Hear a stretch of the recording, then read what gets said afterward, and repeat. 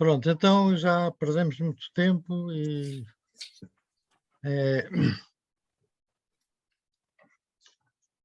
pronto, neste primeiro slide, quer dizer, a minha apresentação tem 3 segmentos. Tem um segmento que fala um pouco sobre a filosofia do trabalho, depois um segundo segmento que fala sobre o conflito das gerações, e depois um terceiro segmento que faz referência a políticas para dar resposta a esse conflito das gerações. Portanto, neste primeiro segmento sobre filosofia do trabalho, eu recordava muito rapidamente uma das filósofas que mais refletiu sobre este tema, a Hannah Arendt, que neste livro, A Condição Humana, considera que há 3 grandes tipos de atividade, digamos assim.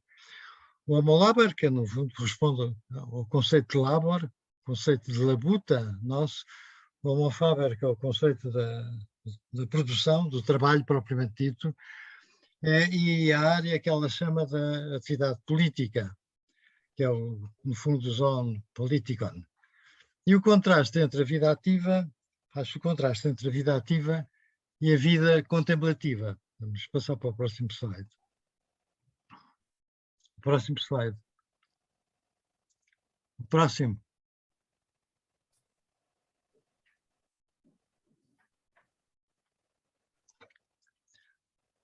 A vida contemplativa é oposta à vida ativa, portanto, à vida de trabalho, é uma oposição que vem do tempo dos gregos. Os gregos tinham algum desprezo pelo trabalho, o trabalho no sentido do labor, o trabalho da sobrevivência.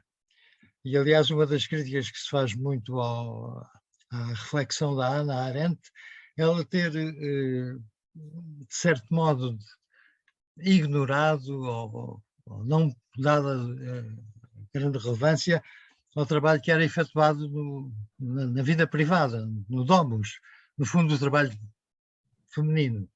Mas o trabalho consiste em produzir, reproduzir a raça humana, fazer crianças, e os escravos que depois tratavam da limpeza. Esses aspectos nunca foram muito entendidos nem trabalhados pelos filósofos. E a própria Hannah Arendt, que escreve já na nossa era, também pouca atenção dá a isso. No fundo, segue-se um pouco aquela lógica grega de que o trabalho é qualquer coisa que é importante para a nossa sobrevivência, mas há uma esfera muito mais importante que é a esfera da vida contemplativa, é o ócio. Até há uma história que se conta, julgo que vem dos primitivos filósofos gregos, em que há 3 maneiras de ir contemplar os Jogos Olímpicos. Há aqueles que vão para lutar, que são aqueles que, no fundo, trabalham, há aqueles que vão para comprar e vender, comércio, e há aqueles que vão apenas observar. E esses sim, esses é que são os grandes. Portanto, a vida contemplativa é uma vida que opõe o ócio, opõe a escola. A escola é de onde vem a nossa ideia de escola. E é o ócio dos romanos. Portanto, é o trabalho da meditação, o trabalho da refletividade. Quando muito pode haver uma atividade que é uma atividade dignificada, que é a atividade pública, na esfera pública, mas não propriamente na esfera privada. A esfera privada é sempre ignorada, porque é qualquer coisa que diz respeito ao domus, é a economia doméstica, e essa não é devidamente contemplada. Podemos passar o slide. Bom, nesta duplicidade que eu comecei por apontar, que é dar os aspectos positivos e os aspectos negativos, portanto, aquilo que me inspirou da Bíblia, do Eclesiastes, dá um tempo para tudo, na própria vida contemplativa pode haver um aspecto que é um aspecto negativo, que se quiserem, é o trabalho do luto. O trabalho do luto. O trabalho do luto é uma expressão um pouco singular do Freud, que é posta em causa, mas que é, no fundo, nós podemos ter o luto das pessoas que perdemos, não é? mas podemos ter também um luto de nós próprios, que é a melancolia. Essa melancolia é muito bem dada pela Clarice Lispector. Quando eu morrer, sentirei saudades de mim. Que saudades vou ter de mim quando eu morrer. Não é?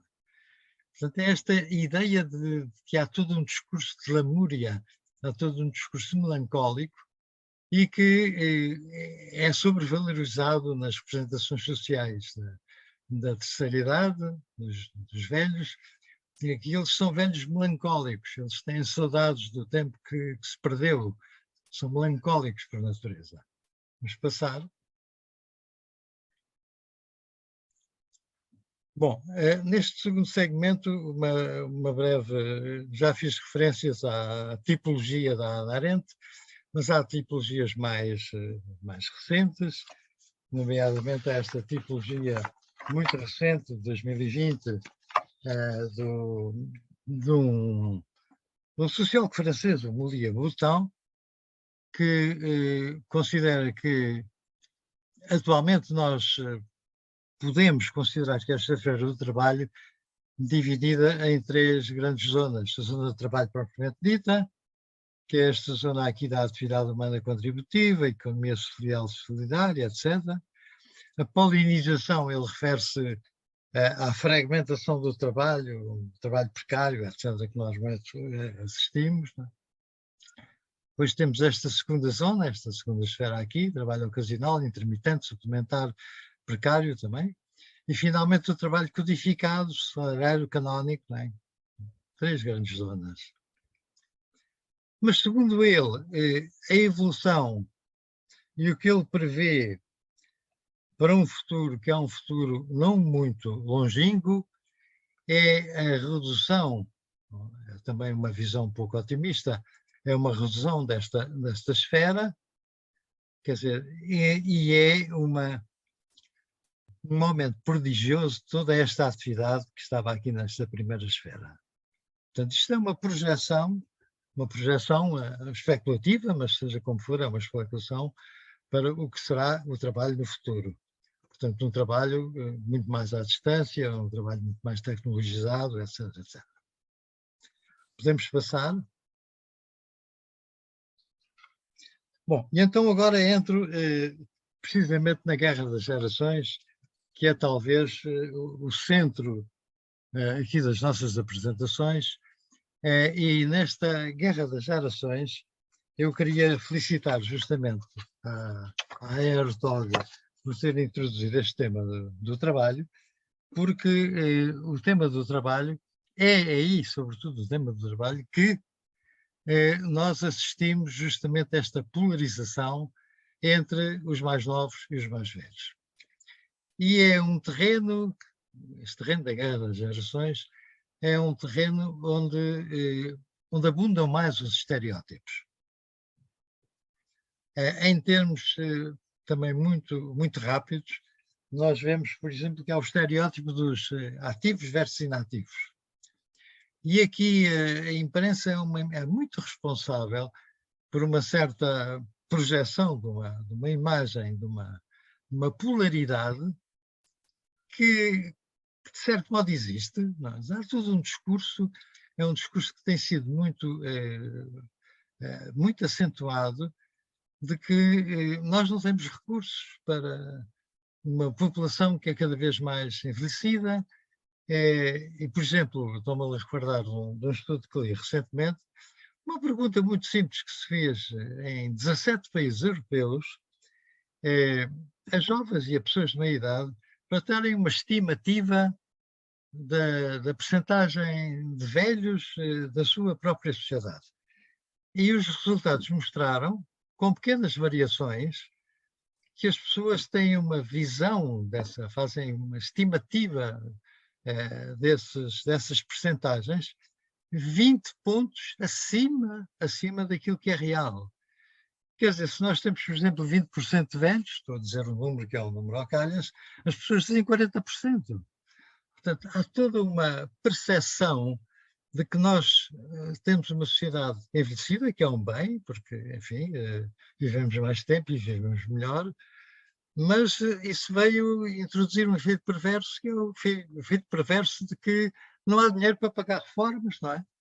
Depois aparecem aquelas ilustrações, às vezes irónicas, mas que traduzem este nosso estado de espírito, que é nós passamos suponhamos que temos 90%, 90 anos da nossa vida, nós passamos 30% a formar-nos, depois passamos 30%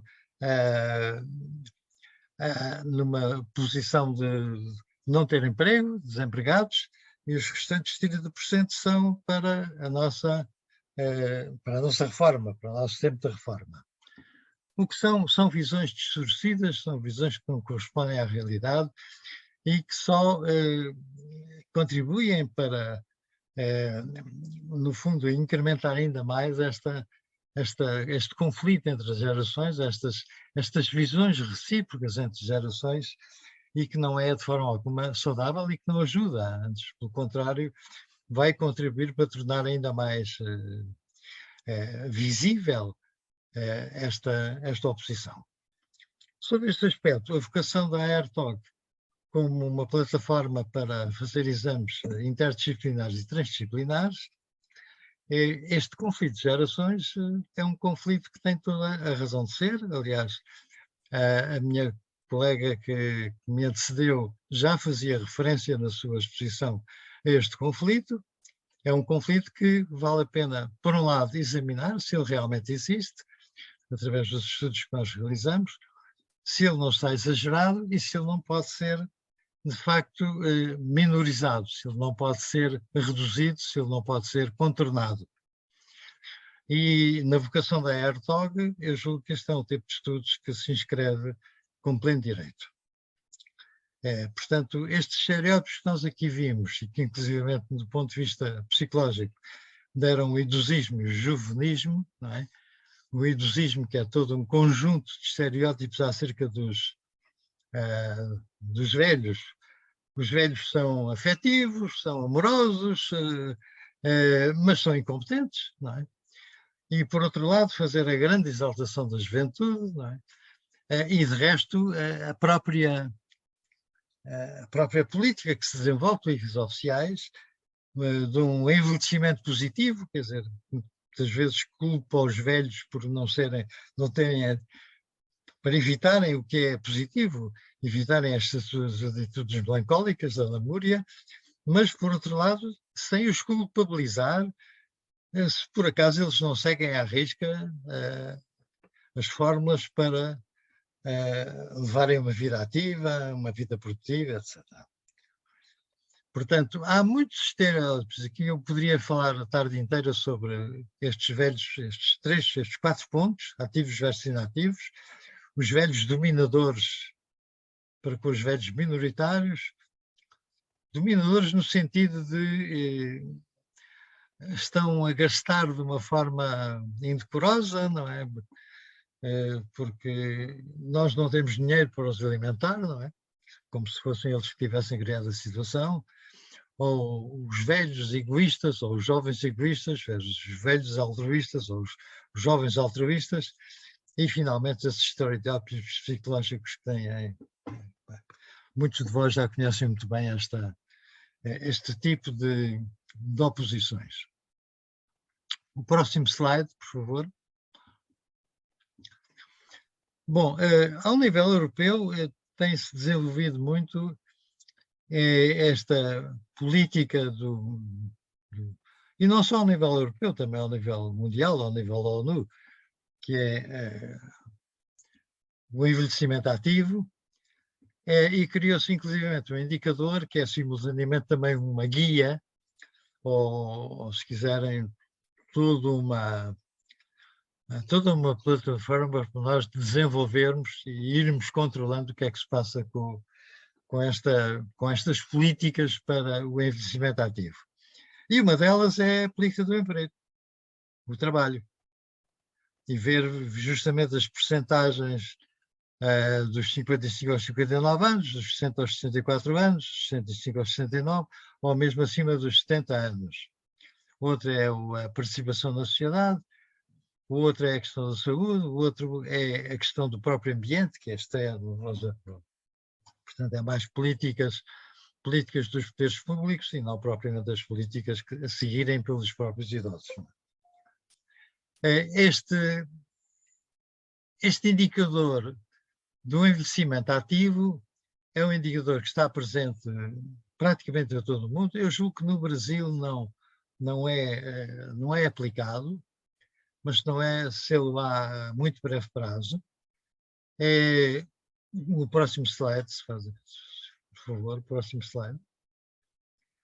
Mas, por exemplo, no que diz respeito aqui a Portugal,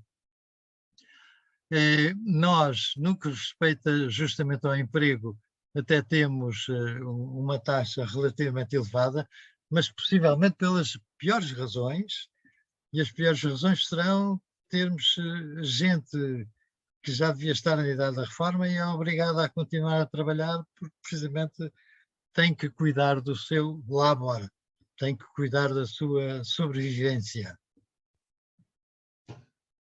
O próximo slide, se fazem, por favor.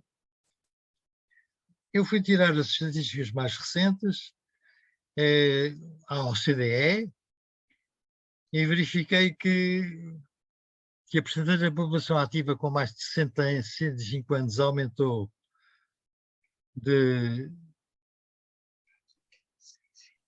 17,5% dos homens e 84,4% das mulheres em 1910 para 19,9% e 10,6% em 2020. Na Europa dos 27, as percentagens são de 6,3% e de 2,9%.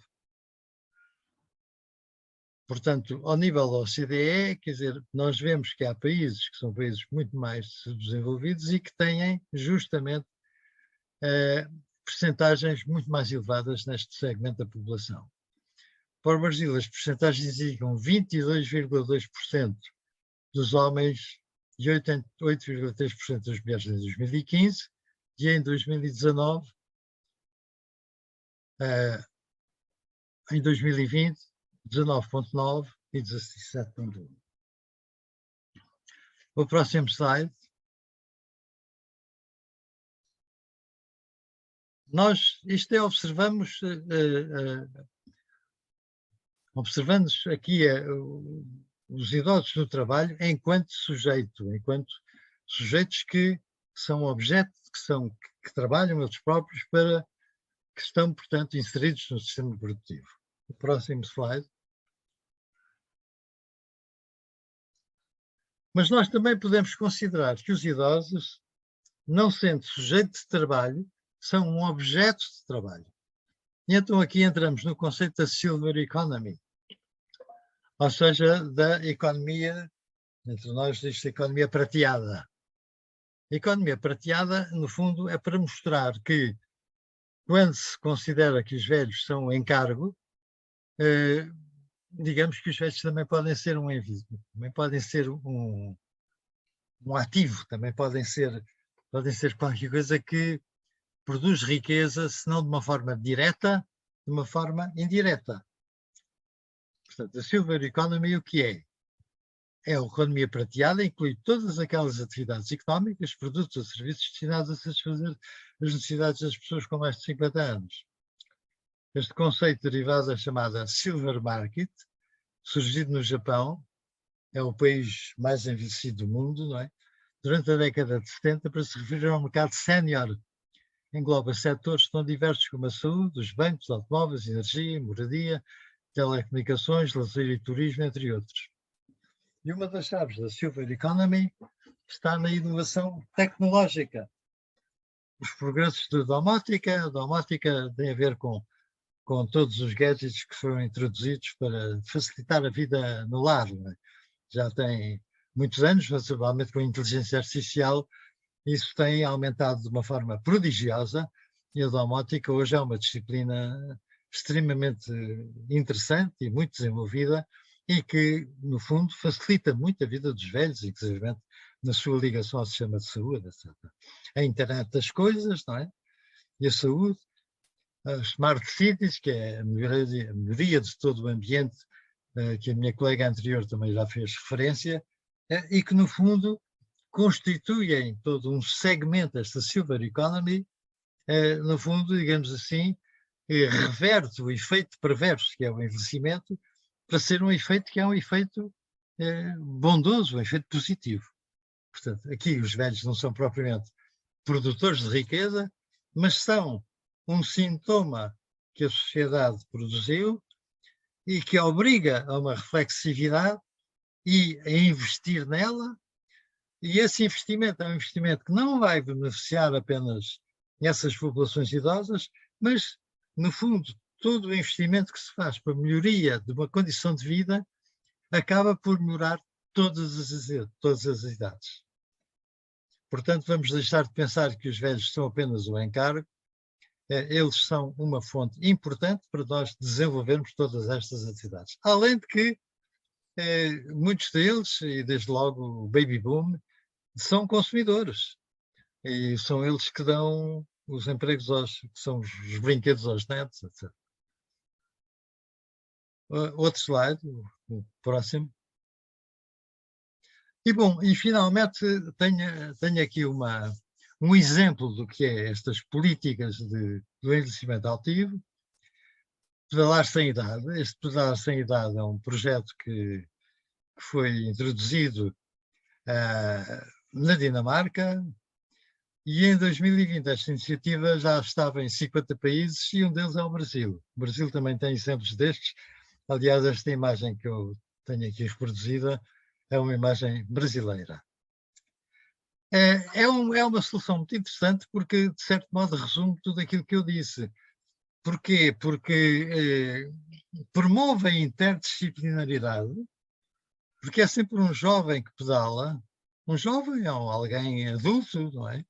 Em trabalho pago ou voluntário, porque esta iniciativa é uma iniciativa que engloba precisamente trabalho voluntário e trabalho que pode ser aberto a partir de plataformas, como é o caso que está a ser desenvolvido aqui em Portugal, e em que estes voluntários são voluntários que também têm a sua retribuição. Portanto, interdisciplinaridade no aspecto que promove o diálogo entre aquele que pedala e aqueles que são pedalados. São duas pessoas, são triciclos, mas com duas pessoas. Podem ser duas amigas, podem ser duas pessoas que vivem no mesmo prédio, ou no mesmo bairro, ou que sejam apenas amigas umas das outras, e que vão conversando pelo caminho e ao mesmo tempo que, portanto, desenvolvem uma vida ativa do ponto de vista físico, desenvolvem também uma troca verbal, vão conversando sobre os problemas que inclusive vão contemplando à sua volta, não é? Portanto, é dinâmico. Portanto, é um projeto que tem constituído, de facto, um êxito enorme e que, neste momento, se espalhou praticamente para todo o mundo e que, possivelmente, alguns de vós já conhecem por ter visto aí, ter desenvolvido no Brasil. Nós precisamos de dezenas de projetos destes. Estes projetos que juntam tudo. Juntam trabalho, juntam interdisciplinaridade, juntam a relação entre as gerações e que, sob esse aspecto, promovem realmente algo que é muito positivo. Muito obrigado e desculpem se tomei muito tempo e se houve estas contrariedades no princípio com a apresentação dos slides. Muito obrigado.